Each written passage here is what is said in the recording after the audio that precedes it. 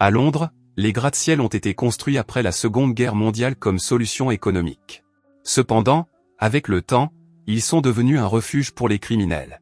Les constructeurs ont commencé à les démolir, mais beaucoup de ces bâtiments sont encore debout, car il n'est pas facile de se débarrasser des locataires. Un bâtiment connu sous le nom de Serenity House sera démoli dès que les derniers résidents, qui vivent au dernier étage, auront été expulsés.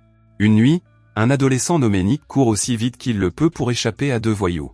Il entre dans la Serenity House, mais l'ascenseur ne fonctionne pas, alors il monte les escaliers en courant pour atteindre le dernier étage.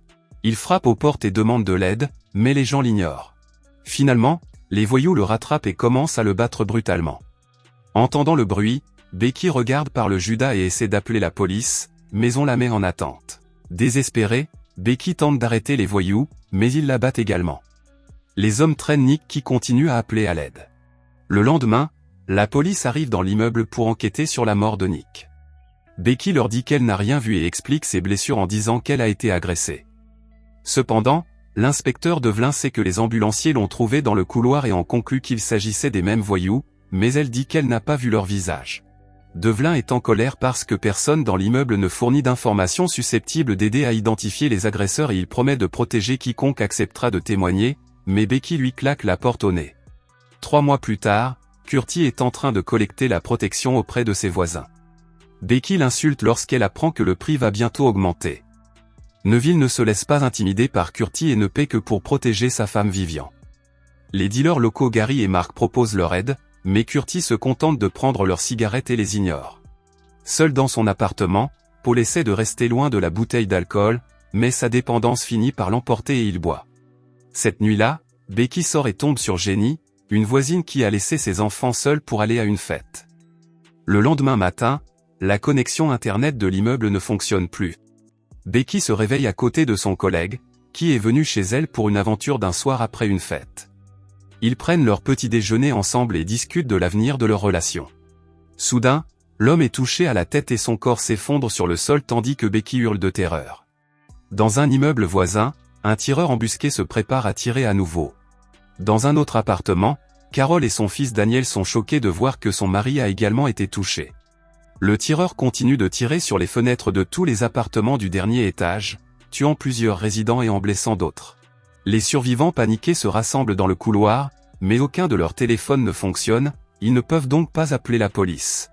Carol pense qu'ils devraient partir, mais l'ascenseur ne fonctionne pas non plus et Daniel fait remarquer que sortir du bâtiment ne ferait que faciliter la tâche du tireur.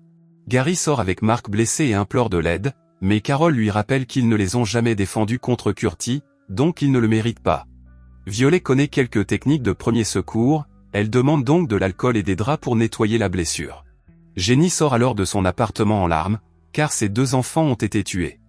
Une femme blessée sort également et Violet se précipite vers elle, mais avant qu'elle ne puisse voir la blessure, la femme meurt. Son mari Jeff est également blessé et appelle à l'aide depuis l'intérieur. Becky et Paul rampent sur le sol pour le rejoindre. Ils le conduisent dans le couloir et il s'effondre lorsqu'il découvre que sa femme est morte.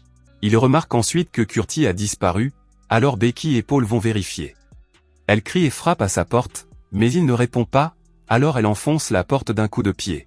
Il fouille l'appartement et Becky le trouve dans son lit, mais lorsqu'elle le touche, Curtis pense qu'il est en train d'être agressé. Il pousse Becky contre les meubles et prend le couteau, puis Becky lui parle du tireur et de tous les résidents morts. Curtis ne la croit pas et essaie de la forcer à ouvrir les rideaux pour le prouver, mais elle a peur d'être touchée. Paul frappe Curtis avec une poubelle, tandis que Becky échappe à son emprise. Les deux se cachent derrière un mur tandis que Curtis ouvre les rideaux et que son oreiller est immédiatement détruit par un coup. Après s'être changé, Curtis rejoint les autres dans le couloir. Le groupe discute de la situation et se demande si c'est le constructeur de l'immeuble qui a engagé le tireur, mais il pense que la police le soupçonnerait facilement. Becky vérifie l'escalier de secours, mais il est trop exposé. Neville pense qu'il devrait attendre que la police remarque les coups de feu ou que le tireur s'en aille. Cependant, Mark a besoin d'un médecin, alors Becky fait remarquer que s'il trouve un moyen de descendre, il pourrait s'échapper par la porte arrière sans être vu. Curtis veut retourner dans son appartement et attendre, mais Neville l'arrête pour lui rappeler qu'ils ont payé pour sa protection. Lorsque Curtis tente de l'ignorer, Neville le met KO à coups de poing, révélant qu'il est un ancien soldat. Becky en profite pour donner un coup de pied dans l'aine de Curtis et lui annoncer qu'il n'est plus aux commandes. Le groupe commence à essayer d'ouvrir les portes de l'ascenseur et Daniel apporte les outils de son père. Jeff utilise les outils et parvient à ouvrir les portes, mais il est immédiatement tué d'un coup de feu. Tout le monde se précipite pour se cacher tandis que Becky utilise son miroir pour découvrir que le tireur a préparé un piège. Curtis retire l'arme avant que Becky et lui ne transportent le corps de Jeff dans son appartement où ils ont également laissé sa femme. Becky, Paul et Curtis commencent ensuite à descendre l'escalier dans la cage d'ascenseur.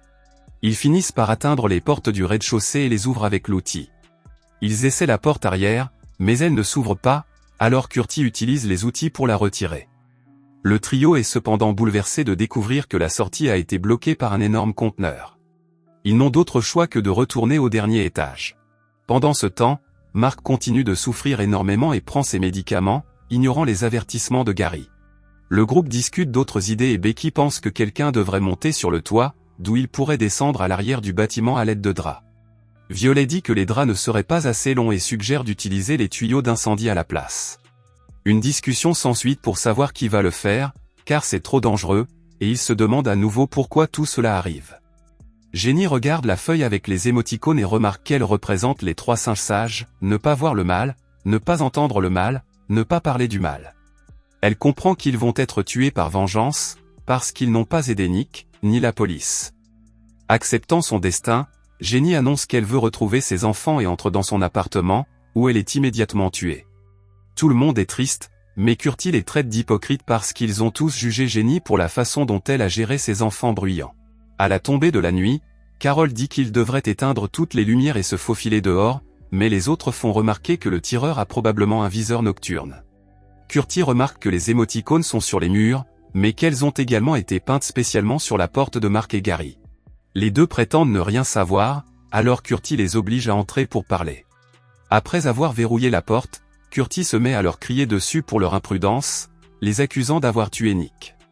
Quand ils clament leur innocence, Curtis serre la blessure de Mark jusqu'à ce qu'il avoue. Il s'avère que Mark et Gary étaient les voyous qui ont tabassé Nick parce qu'il leur devait de l'argent, mais le tuer était un accident.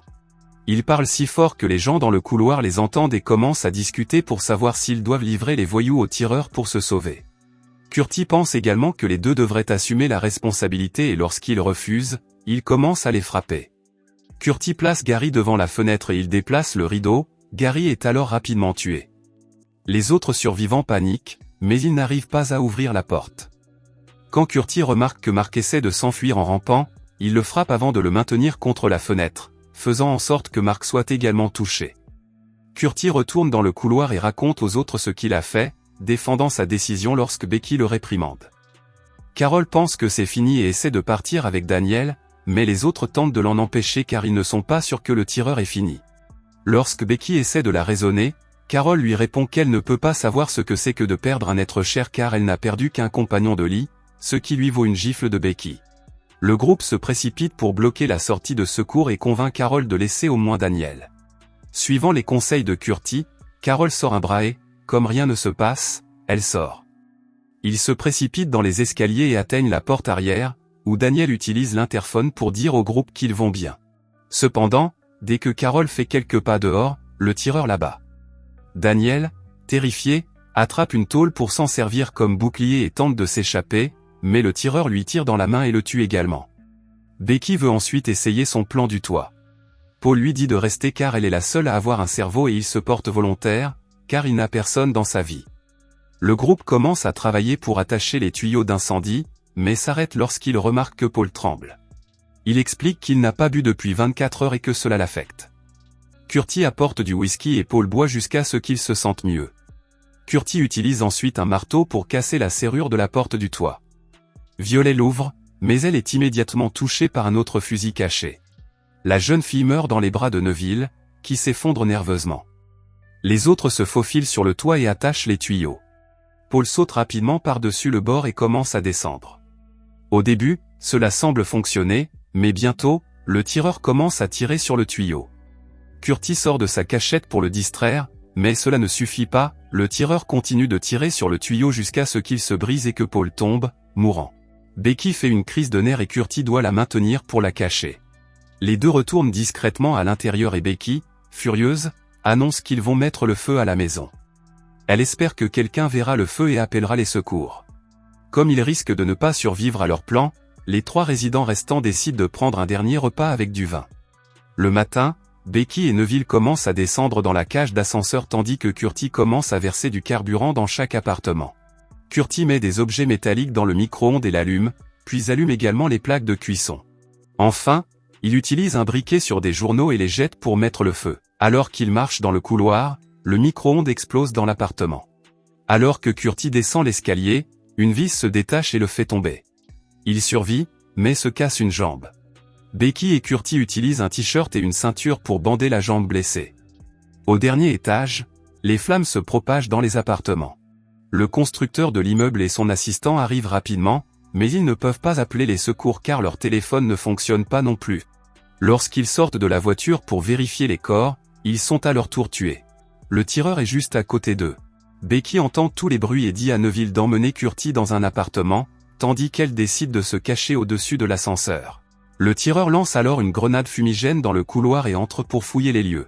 Becky sort discrètement de la cabine d'ascenseur et parvient à quitter le bâtiment.